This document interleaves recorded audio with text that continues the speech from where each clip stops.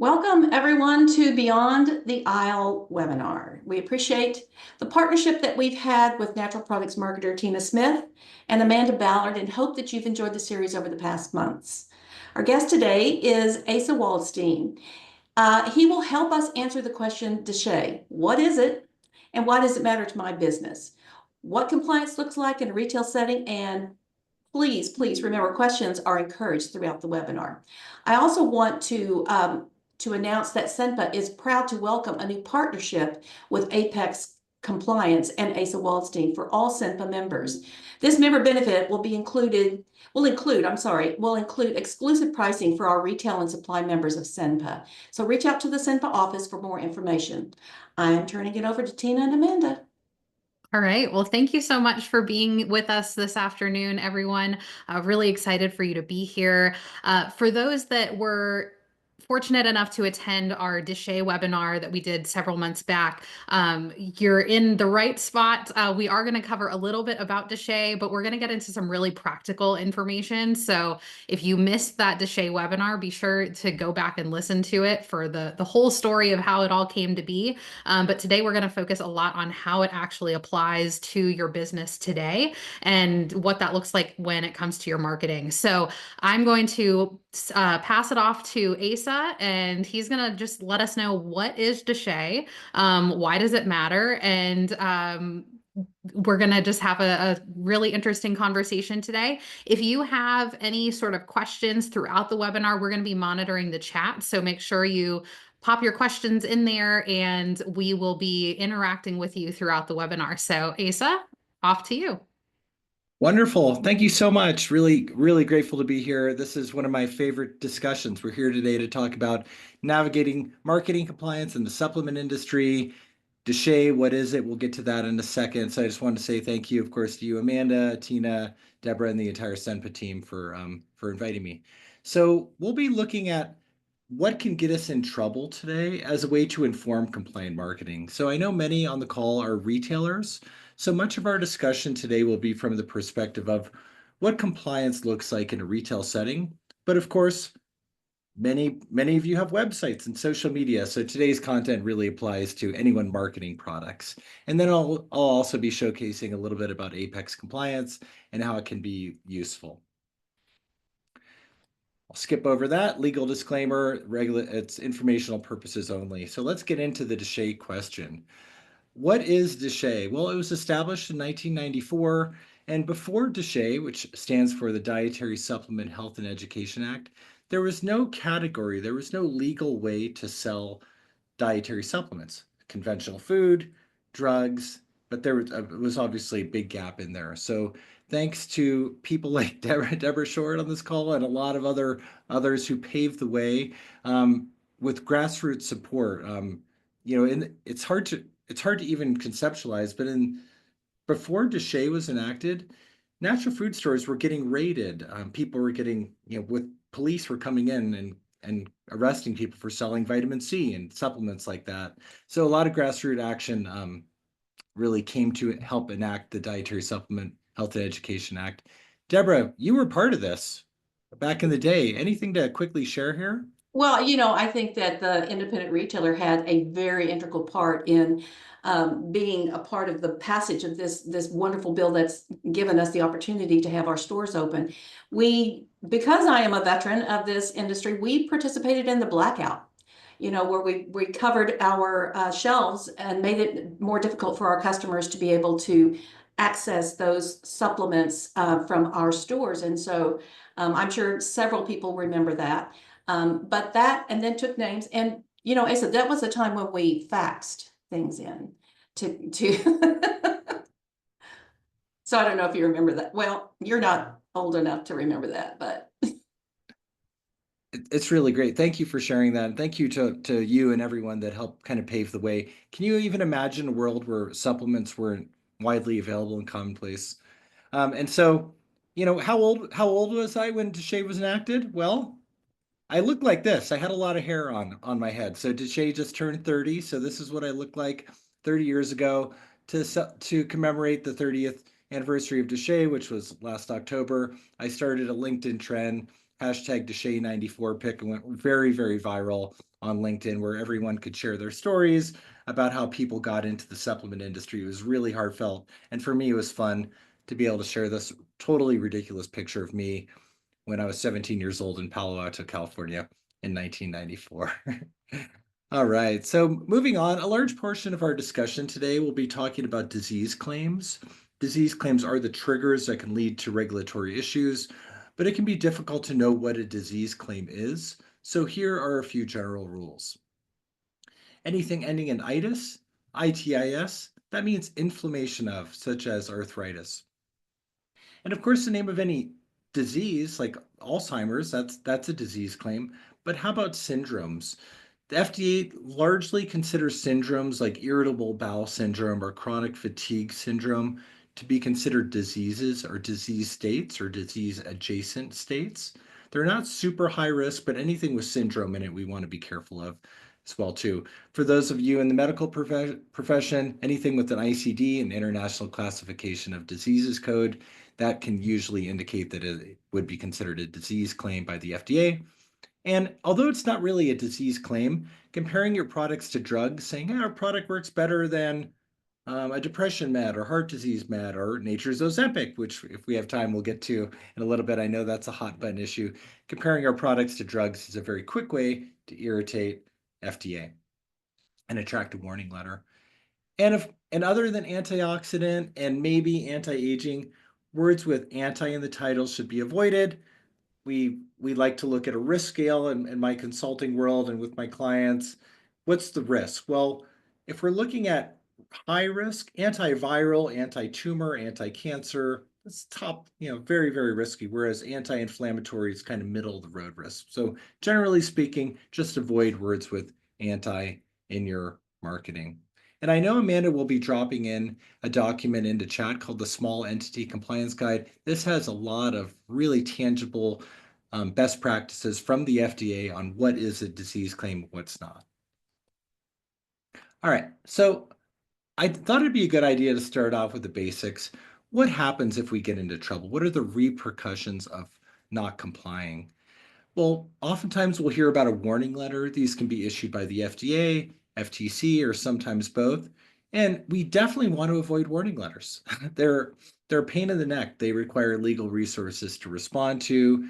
They can limit partnerships if you're an independent retailer and you're looking to expand, acquisition, anything like that. It can scare away those type of strategic relationships. And warning letters are public record. So because they're public record, they lead to lawsuits. Oftentimes we'll see warning letters come out, and then we'll see a lot of demand letters and lawsuits come out. It can also lead to bad customer public relations, higher insurance rates, that type of thing. And of course, there's the Federal Trade Commission. They've got a lot more teeth than the FDA, in my opinion. FTC can't issue fines, and we already mentioned lawsuits. So there's some of the reasons why we want to comply. Otherwise, it's just, it's good business practice and good ethical practice as well, too. Now, I did want to just echo the point of Amanda and Deborah and Tina on the onset that we do invite questions at any time. I know I'm up here talking. If you ask questions, it gives me a chance to take a sip of my tea and and hydrate a little bit. We invite questions at any time, so feel free to drop your questions. I believe into chat is the best way to do that. Okay, so I wanted to talk about all marketing is an extension of the label.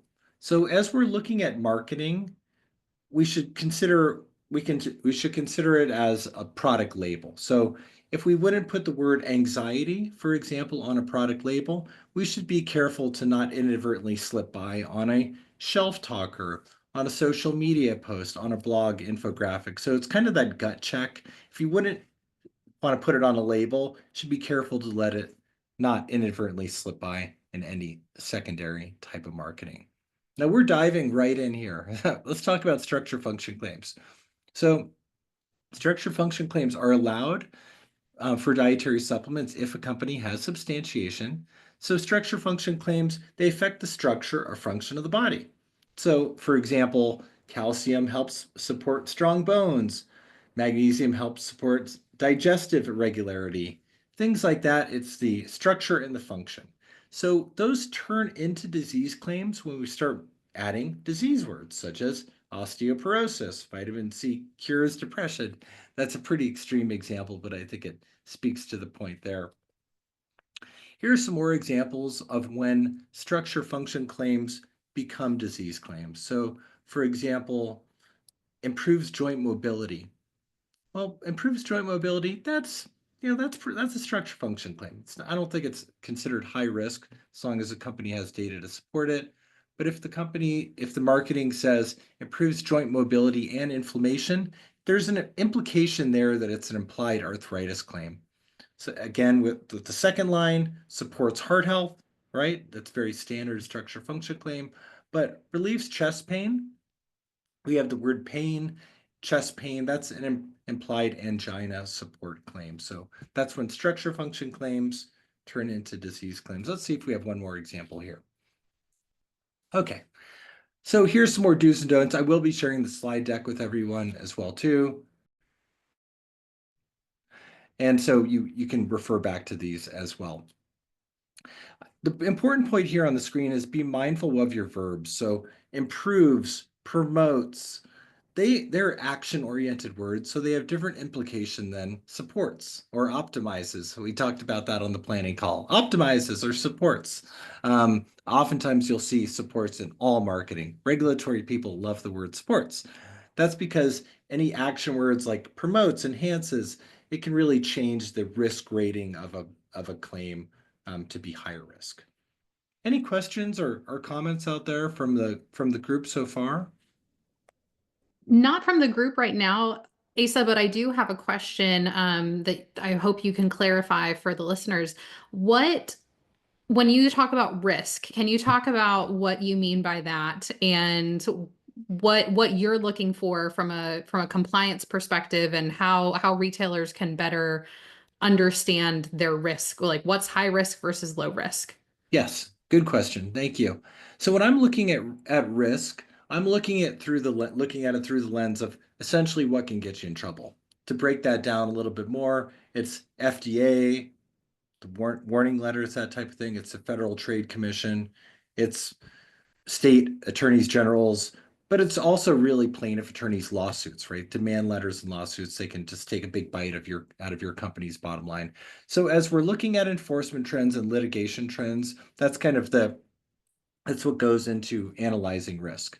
Now, I write a weekly post called Warning Letter Wednesday. I think we'll drop a link into chat at some point about that, where I review warning letter trends and enforcement trends as a way to help everyone understand what either plaintiff attorneys, the National Advertising Division, or FDA are looking at. So here, I'll break this down a little more. So for example, let's say there was the word pain or inflammation or anti-inflammatory. That's probably not enough to tip the scale into a warning letter category. But if there was the word arthritis, that shows up a lot in warning letters. If there's the word pain or anti-inflammatory with arthritis, maybe with heart disease somewhere else, the authorities, they piece them all together for one big picture of non-compliance. And they like to make examples out of companies that are not following the rules. That's why enforcement trends are important to pay attention to. So in short, Amanda, risk is really what the company feels like they want to say, what they feel like they have data for, and where that Venn diagram meets up with what actually can get you in trouble. Whereas one COVID claim, one cancer claim, very high risk because that can tip the scale into a warning letter category. But anti-inflammatory, probably not enough unless higher risk words are present. Does that make sense? Yeah, and Asa, we have a couple of questions from the audience now. Can the FTC monitor our social media platforms 3 years previous or just what we're posting currently? And that's from Jacqueline Davis. Great question. Yes, I don't know about the FTC, but I do know there is FDA, Food and Drug Administration warning letter precedent that goes back years and years and years. So I think the oldest one that I found was an 8-year-old tweet or retweet. So if we get to it, I do have slides later in the social media section about cleaning up old social media posts. So in the eyes of the agency, like FDA, for example, a very old social media post is considered active marketing just like a very old blog. If an old blog sitting on your website, that is considered active marketing. And then what is the risk on social media if we share a link on our social media that someone else wrote, a study that was done? Will we be liable? Yep, generally speaking, I put it through the kind of the gut check lens is what would a reasonable consumer or the agencies think if they saw it? So let's say that I have Asa's Amazing Herbals. I'm just making up a brand. Asa's Amazing Herbals. And I sell ashwagandha. Now, if I share a link about an ashwagandha study for depression on my social media post or on my social media page, and my social media page links to a shopping cart where customers can order products, that is considered the commercial bridge. Now, if that link that I'm sharing has a description such as ashwagandha and depression, then I'm essentially making an implied depression claim with the products that I sell. Now, if I don't sell ashwagandha and I'm just essentially educating about something that I'm not selling, that's likely falls into free speech and education. So that's the kind of differentiation I think about between education versus marketing. Okay, I have one follow-up. I'm so sorry for interrupting you Please keep them coming. again. Okay, so a follow-up to that is just what if there's no e-commerce and we have information that we're sharing from third-party sources, both on the website and our social media, but there's no call to action to shop because there's no online commerce? If there is no call to action to shop, it's a very low likelihood that there'll be scrutiny. For example, if there is a YouTube channel, a social media page, even a website. And if there's no cross-linking to that, again, where customers can order products, a shopping cart, I can't think of there might be a few pieces of enforcement, but I can't really think of any off the top of my head where a company has gotten in trouble for that. They've essentially separated education from marketing, and so that's lower risk, certainly. Any other questions out there? Keep them coming. These are really good. All right, perfect. So of course it's important to be truthful, not misleading, have substantiation for our claims. But an important key to compliant marketing or talking with your customers in the store is to make your point without using these high-risk buzzwords. So as you're talking to someone in your store, they're asking about what do you have for anxiety? Here are some potential ways to redirect. You can talk about balanced state of mind, mood support, maybe even occasional stress. I've got a hashtag on here for social media. You kind of get the drift. It's finding truthful, not misleading ways to reword those trigger words: anxiety, things that end with itis, depression, things like that. Now, of course, whoops, I'll go back here. Of course, inflammation and pain, it's a common reason why someone would come into your store or shop for your products. I have inflammation, I have pain. So here's some possible ways to reword that. Talk about discomfort, talk about soothing, recovering. Of course, I'm not giving legal or regulatory advice. I'm just kind of giving you thoughts on how to reword certain trigger words.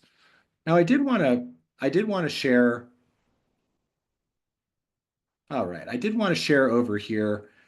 This is Apex Compliance. I wanted to briefly introduce it. This is the product that we've partnered with SENPA on. Really excellent, top-notch discounted pricing for SENPA members and the network. And so Apex is keyword-based. It comes preloaded with a list of 120 plus top trigger words common in warning letters and lawsuits. It can scan websites, YouTube channels, content before publishing, social media coming soon to whomever asked that question about old social media posts. Thank you very much. So, for example, we have a text scan feature here. So let's say we wanted to look at reduces pain. I'll just type this in here. We can choose it to search for our top trigger words, and it can scan for that there. It's flagged the word pain, and we do have lots of other possible alternatives that come preloaded with the program, such as body support, muscle resilience, supports optimal discomfort levels, some notes and resources about that as well. And then, of course, we have some AI-powered features that help you come up with different ways to potentially talk about the product. Some of these are pretty good. There we go. And I did want to also just point out one thing. Here is a blog. For example, if you're writing a blog or a piece of content, social media, that type of thing, you can run it through this. Oops. Copied the wrong thing. Sorry about that. There we go. We could run it through this engine here. And it finds those risky phrases. So for example, it'll flag the word anxiety, depression, and then we have some AI-powered features that help give us possible lower risk alternatives as well too. So that was a quick sidetrack from what we were talking about, but it does apply. Here we go. So the program does find the entire paragraph or context and suggest possible lower risk alternatives as well, which is pretty cool. Okay. Asa, we have a great question. Okay. What is the requirement for proof for scientific or health claims? Yeah, that's not a loaded question at all. It depends on a few factors. I'll start high level and then we could drill down if you like. Having clinical randomized controlled clinical trials is always a gold standard, but having well-powered data on the strength and dosage in your product. So let's say that there's a study on immune support in adults in the United States. It's a well-powered study with lots of people. It's blinded, it's placebo-controlled, and it's at 1,000 milligrams of vitamin C. Now, if I only have 500 milligrams of vitamin C in my product, using that study isn't really sufficient. So we wanted to make sure that the dosage and the strength matches what the study has studied, but the study has to be well-powered and have all those factors in there. Do you think that kind of answers it? Yeah, I think so. Yeah, substantiation is it's part art and part science, because obviously the Federal Trade Commission would love if every company had a randomized controlled trial on every finished product. We're not drugs, right? We're dietary supplements. We're natural products. The margins don't allow us to study every single product that costs hundreds of thousands of dollars.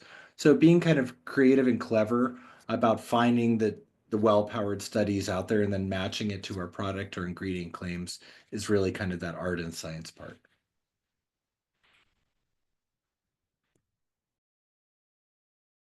Okay, so we've got another one, insomnia here.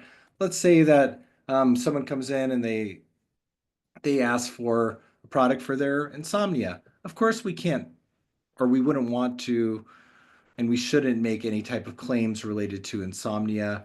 But you could possibly say this product has been, if it's got clinical studies to back it up, or this, I know a lot of customers like this product for restful sleep, or I use this product for helping me feel refreshed in the morning, slumber support. So I'm kind of trying to thread the needle of the in-office, or excuse me, the in-store conversation, while we're also talking about building content that might be evergreen, social media, website, that type of thing. Any other questions? All right. So I'm sometimes asked, I know that we've got a lot of smaller, potentially smaller companies on this call. So I'm sometimes asked, am I really on FDA's radar? I'm really small, I'm not big, I'm not a multi-billion-dollar, million-dollar company. Does FDA really care about me? And the answer is yes, especially if you market products online. So there has been some FDA warning letter precedent where even companies that have 700 Instagram followers as their only online marketing have been cited in warning letters. So this shows that even if a company is very, very small, that they still can attract scrutiny. Now, this of course applies to even companies that don't market online, but because it's not easily searched, because your content, if you don't market online, it's not easily searchable. Someone has to come into the store to actually scrutinize it. The likelihood of scrutiny is lower. There was another example, and it's really too bad, but I get it from an FDA point of view, where an elderberry company was selling their elderberry at a farmer's market. We've all been to farmers markets and saw the signs, elderberry, good for colds, flus, that type of thing. That's probably, that's not allowed, but that's probably, low likelihood of scrutiny. But what happened was this company took a picture of that and then posted it on their social media, and that was enough to attract scrutiny. They're selling the product, the commercial bridge, elderberry, colds and flus, and that really tipped the scale. Asa, I've got a question. And this is probably because it's just now day. What about influencers? Is that has to be major looked at? Yes, influencer marketing is growing in enforcement, and it's a really nuanced world. So for example, if you're as a company, we'll stick with the Asa's Amazing Herbals example. Silly, I don't know why I made that up. Let's say that Asa's Amazing Herbals sends free product to influencers for an honest public review. Now that influencer is supposed to say, thank you for the free product, or acknowledge that there was a commercial bridge that we gave them free product. I love Asa's Amazing Herbal Elderberry Tonic. It helped me feel resilient all season long. Thanks for the free product. That'd be a way to disclose that material connection. Now, if Asa's Amazing Herbals is paying them, their influencer, as an ambassador or anything else, then the influencer does need to disclose in every post that there is some type of compensation. That could be Asa's Amazing Herbal Partner, hashtag Asa's Amazing Herbals Ambassador, that type of thing. So as long as the material connection is disclosed, that's the main thing that's being scrutinized. But of course, anything the influencer says, if you're paying them, they're essentially an extension of your company. It doesn't then allow them to make disease claims. So the company is on the hook.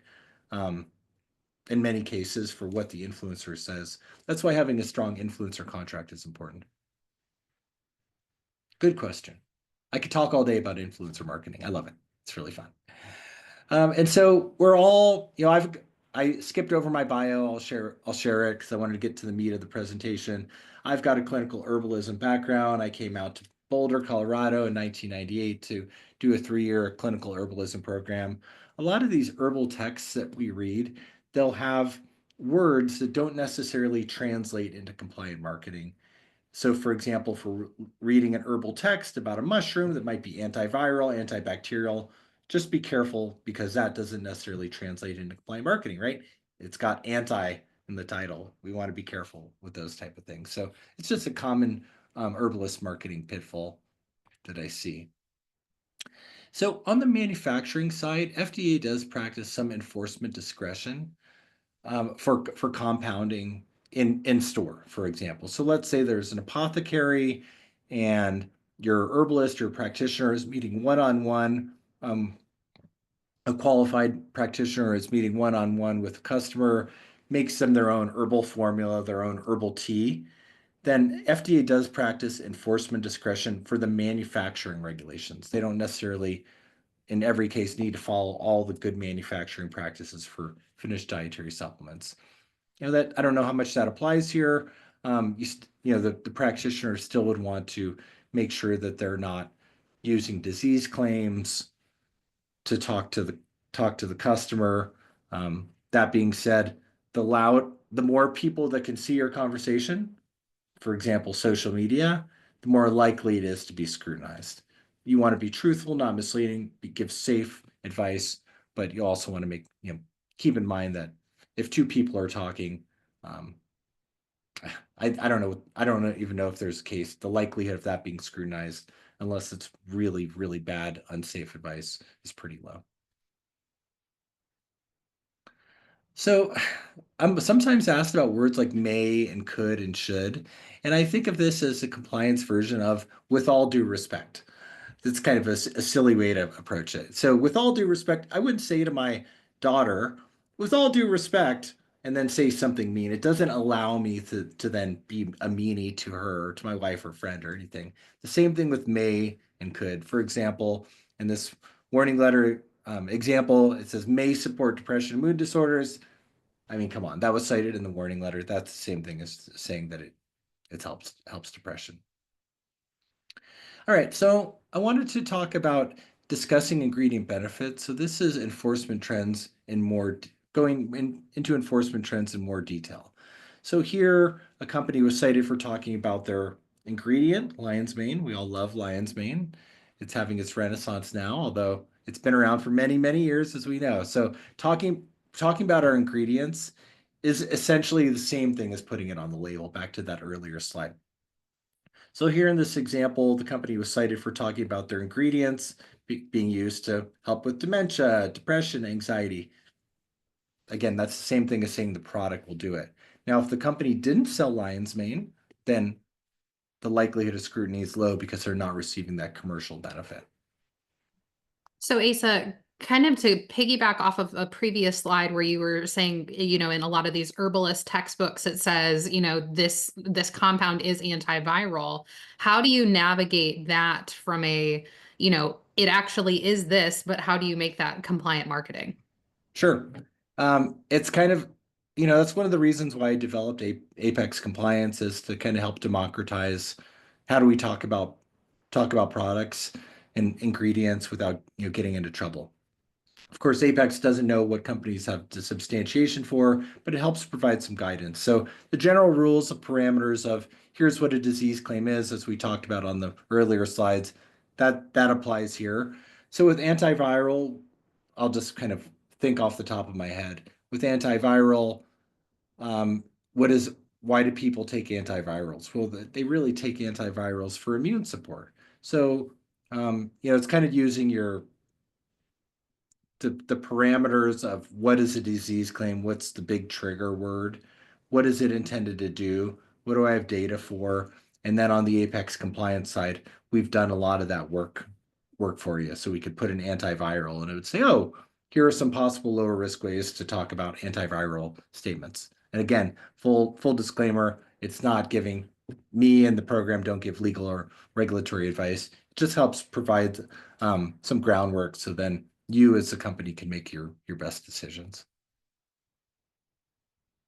Good question. Anything else? All right. So I'm going to flip over to here and just talk about website scanning. So for example, oftentimes I'll look at a client's website, and what we'll do is we'll find lots of regulatory issues hidden within their ingredients column or their ingredients page. We want to talk about our ingredients, we want to talk about our products, but a lot of these are just kind of hiding on a website. So for example, I could go into a website, type in the URL, choose, this is my own dashboard, so I got a lot of stuff I'm working on, choose the keywords I want to search for, and click scan. And here's what the web scan looks like, just as an FYI. I didn't want to pick on anybody, so I just used my own website, Asa Waldstein. Looks like there's 35 occurrences of the word depression. We can go click on any of these. Let's click on this top one.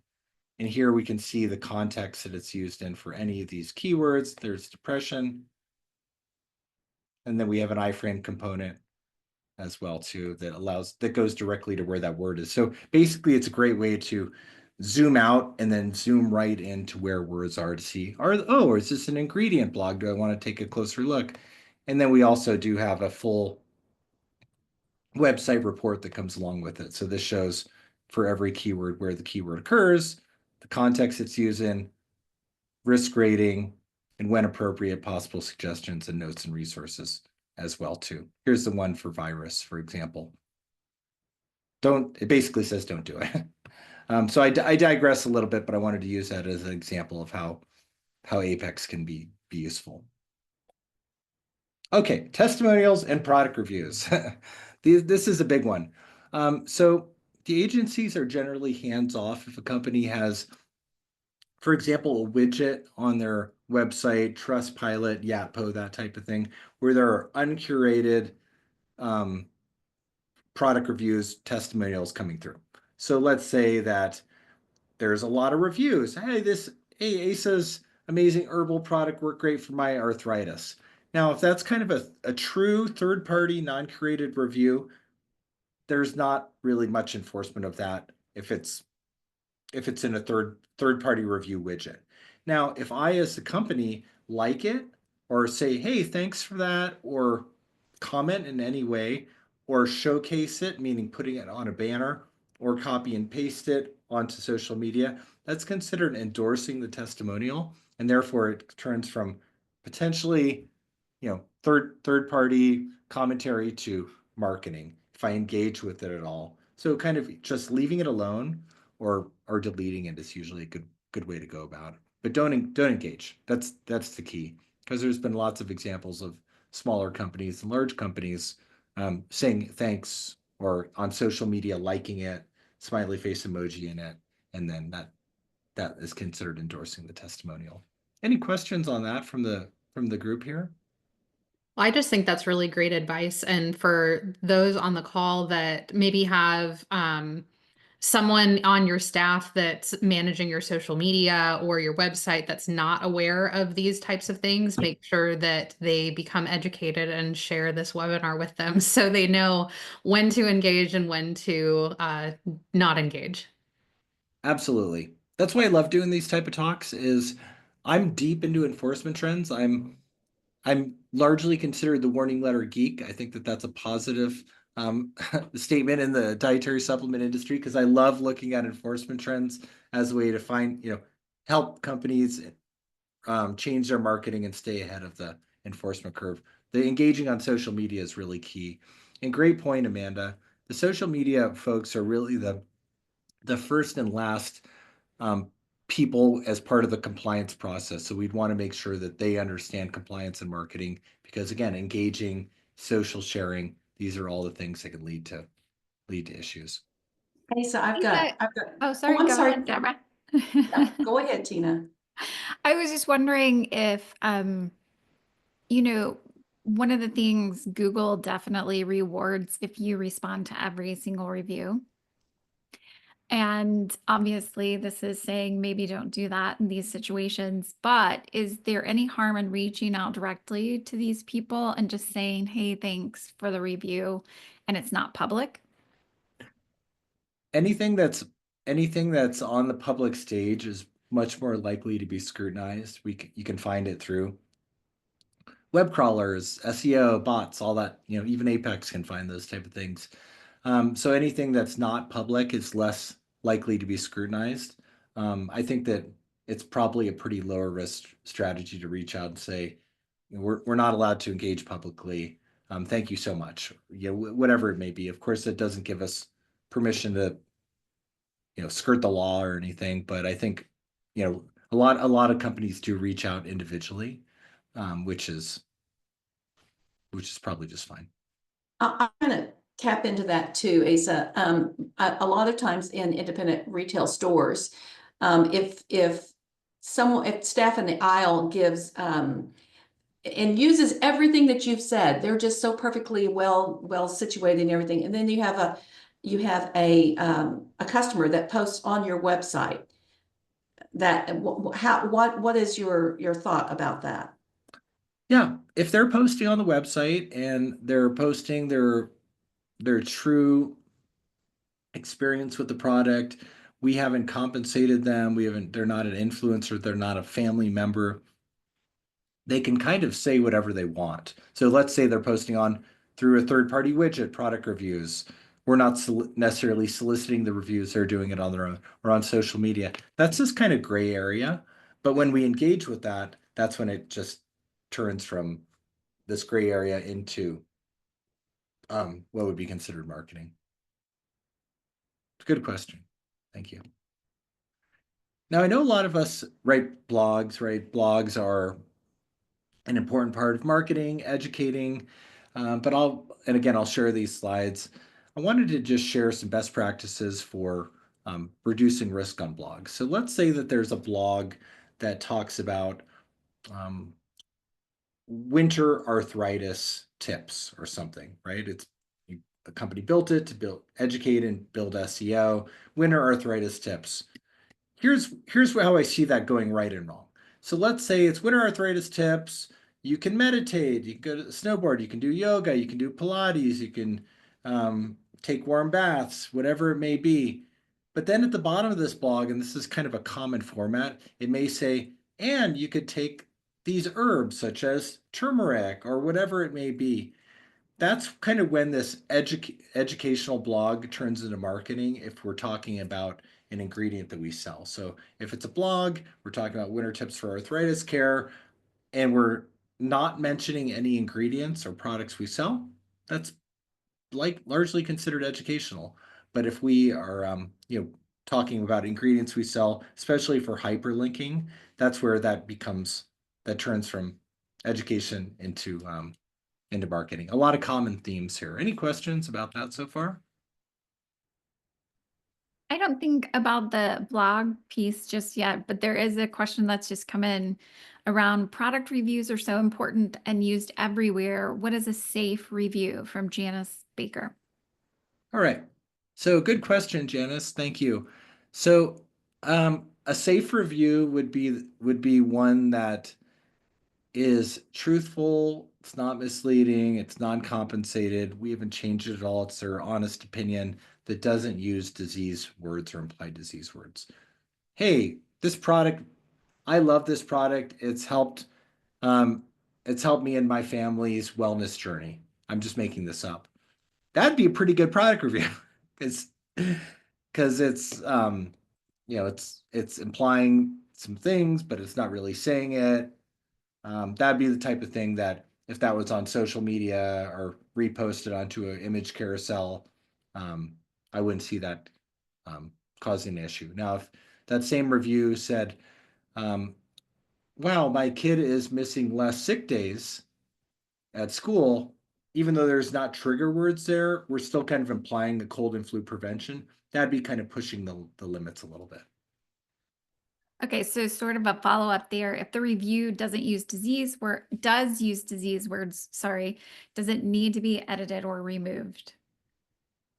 It is a good idea. So every company has a different approach to this. So if it's coming, it depends on where the review is living.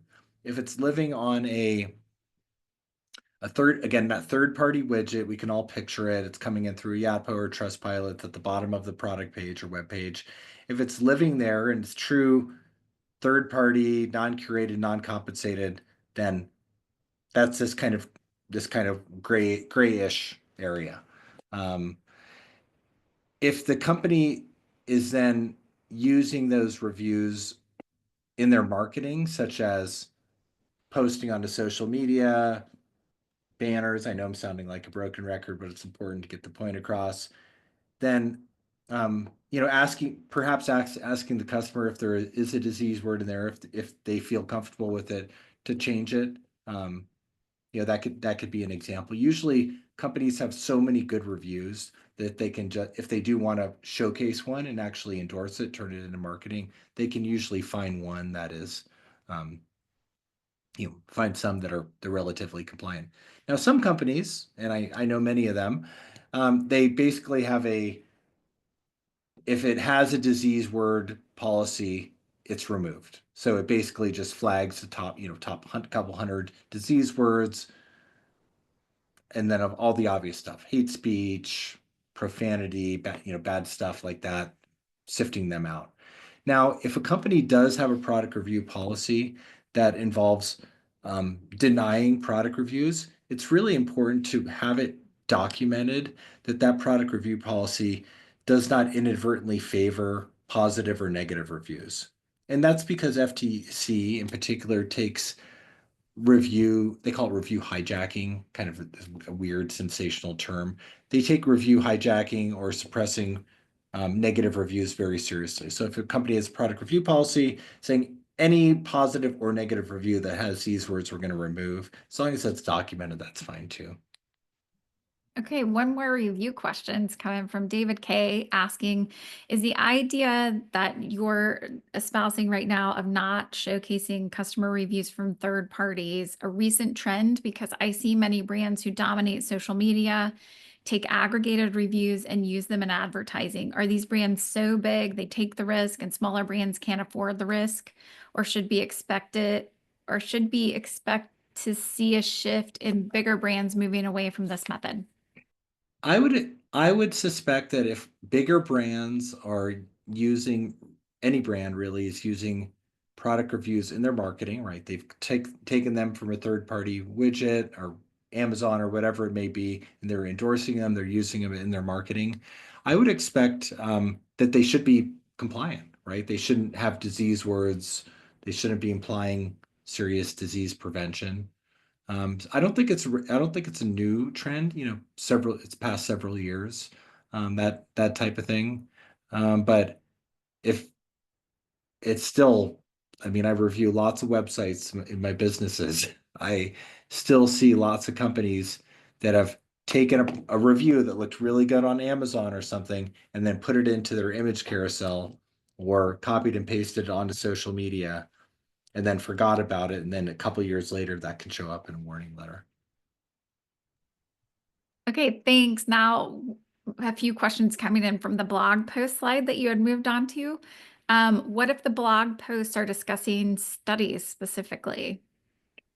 Good question, or excellent question, I should say. Discussing studies, FDA does allow that as long as it's not considered marketing. So I can't remember what the exact verbiage is. It's something like a fair discussion of um, of the science is allowed. What that means to me is if it's a blog and at the bottom of it there's just clinical study citations, then that's lower risk, probably not going to lead to an issue. If it's in the content of the blog, if it's studies suggest that elderberry reduces cold and flu duration, that's marketing. We've seen lots of warning letter precedent if they're talking about clinical research as a way to market their product. So it's kind of that gut check thing is, why am I making this statement about a clinical research? Am I just simply sharing a clinical study and someone can do their research? Or am I actually sharing this clinical study to imply that my product works for colds and flus, for example? That's kind of how I think about it, if that makes sense. Yeah, it does. And just a question that comes up for me around that is, again, it sounds very much like manufacturers need to be pretty careful of this. And if we're in a retail setting, it's not connected to shop, then are we safer having educational blog posts around this sort of thing and point to specific studies? Yeah, and I think, and please correct me, Tina, if I'm misunderstanding the question. Sure. If we have, what it breaks down to is, are we what's the reason why we're making the content? Are we using it to educate people? Are we using it to educate people to sell products? So if we're just educating about, I'll just stick with the ashwagandha example. If we're educating about the clinical research about ashwagandha for anxiety and depression, but we're not selling ashwagandha, then that's kind of, you know, I guess I'm probably fine, right? But if we are educating about ashwagandha for anxiety and depression, because we are selling ashwagandha, then it's essentially labeling. That's kind of the barometer of which I look at it through. Okay, and then one other question is, in a blog, if you are only describing ingredients, not a finished product, is that more acceptable? I think you kind of answered that earlier, but